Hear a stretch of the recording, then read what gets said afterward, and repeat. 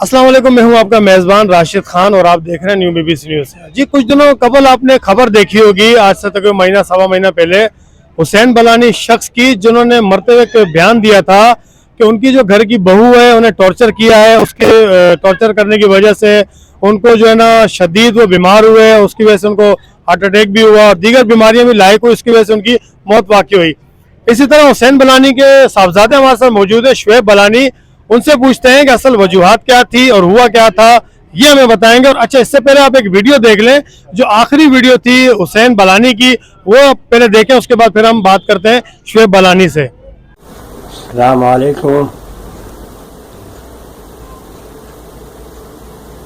भाईजान,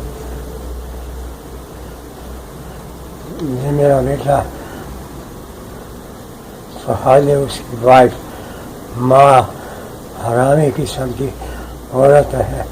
उसने कई मरतबा मेरे बेटे को पिटवाया है और मेरे सामने मेरे घर में आके उन्हें मारा है। और मैं खा रहा था, मेरा दस्तरखान उठा के फेंक दिया, सारी चीज़ें गिर गई।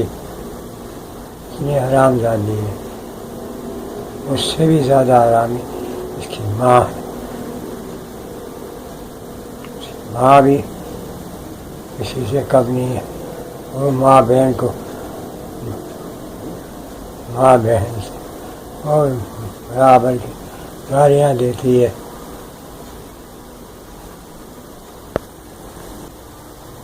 मैं क्या बात करूँ?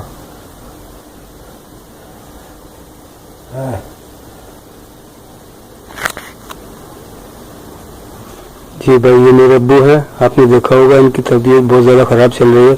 अभी परसों ही लड़ाई झगड़ा हुआ है, इनके सामने इनके बेटे को मारा।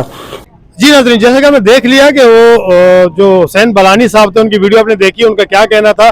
मजीद हमारे साथ मौजूद है शुएब बलानी, जो उनके साहबजादे, उनसे बात करते हैं। अच्छा शुएब, मुझे ये बताएं, पहले तो मुझे बड़ा अफसोस हुआ, अल्लाह ताला आपके वालिद साहब की मग़फ़िरत करे।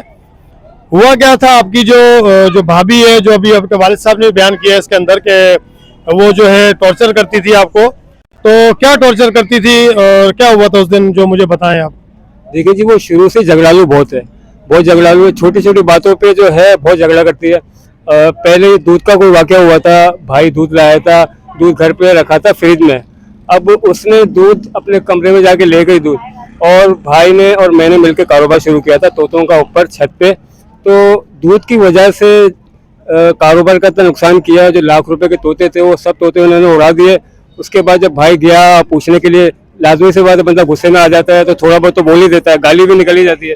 उन्होंने फिर जाके भाइयों को बुला लिया, भाई लियारी से बंदे लेके आ गए और फिर यहाँ पे मारदार। एक मिनट, बंदे लेकर आ गए, क्या मकसद के? वो लियारी से क्या बदमाश लेकर आए थे? कौन थे वो बंदे, कौन थे?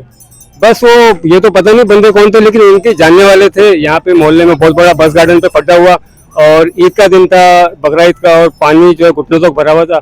लेकिन ये कि भाई को भी मारा, भाई के हाथ की हड्डी टूट गई, उसका दोस्त आया बीच में, उसको भी मारा।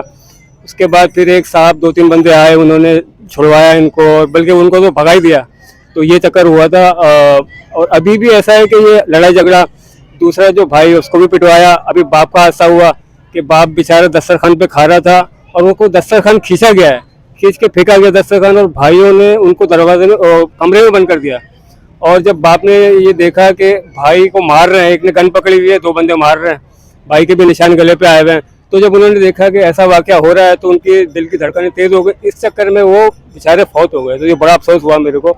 तो आप लोग बीबीसी वाले कुछ हमारी मदद करें और आगे भी इस रिपोर्ट को पहुंचाएं, तो बड़ी मेहरबानी। मुझे ये बताएं शुएब, जैसे आपके वालिद साहब का इंतकाल हुआ और उनका वीडियो बयान भी चला है, वीडियो बयान भी हमारी नाज़रीन ने देख लिया है, मुझे आप ये बताएं कि उसके बाद आपने को कानूनी कार्रवाई की, आया थाने गए या आपने किसी को बोला इस वाकये के बारे में?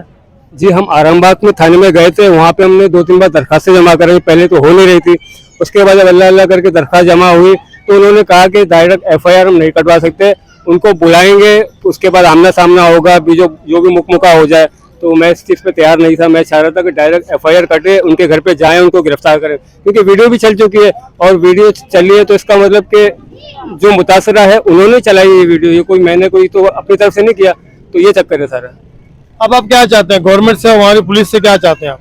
मैं तो इंसाफ की उम्मीद रखता हूँ। मैं चाहता हूँ कि ये लड़की भी गिरफ्तार हो, इसके 2 भाई हैं, इसकी माँ है, तो ये गिरफ्तार हो। मैं तो चाहता हूँ कि हमारी मदद की जाए और मेरा इंसाफ का तकाजा है जी। अभी जब मैं नमाज पढ़ने गया तो उसके भाई की मेरे पास कॉल आई। उन्होंने कहा कि बड़ी धमकियां दे रहे थे, गालियां बक रहे थे मुझे, मेरी वाइफ को, कि किसी का बाप भी कुछ नहीं उखाड़ सकता, हमको कोई भी गिरफ्तार नहीं कर सकता, आप कुछ भी कर लो। तो ये मेरा इंसाफ का तकाजा है बीबीसी वालों से, और मैं चाहता हूँ कि ये बात आगे फैलाई जाए। अल्लाह इन लोगों के लिए आसानी करे। अच्छा जी, शुएब का यही तकाजा है कि फिलफोर जो इसके वालिद साहब को जिस तरह टॉर्चर किया गया था और इसके बाप को टॉर्चर किया गया था, उस टॉर्चर होने की वजह से वो सदमा बर्दाश्त ना कर सके और वो जानबर हो गए, उनकी मौत वाक़ हो गई। अब इनका यही कहना है कि फिलफोर जो है ना, हमारे जो बिलखुसूस जो आईजी हैं गुलाम नबी मेमन साहब, बड़े ऑनेस्ट ऑफिसर हैं, उनसे इनका यही मुतालबा है कि प्लीज़ फिलफोर जो भी इस वाक़े में मुलविस है, इनकी भाभी है, उनके भाई हैं, दीगर जितने भी अफराद हैं, उनको जो है ना कानून के कटहरे में लाया जाए, और अगर वो उसके जो उन्होंने नाजायज़ किया है उनको उसकी सज़ा दी जाए, ताकि आइंदा किसी भी तरह फिर जो है ना हुसैन बलानी साहब जैसे वाक़या रूनुमा ना हो सके। बहुत शुक्रिया। कैमरामैन अरुण के साथ राशिद खान को दीजिए इजाज़त। अल्लाह हाफिज़।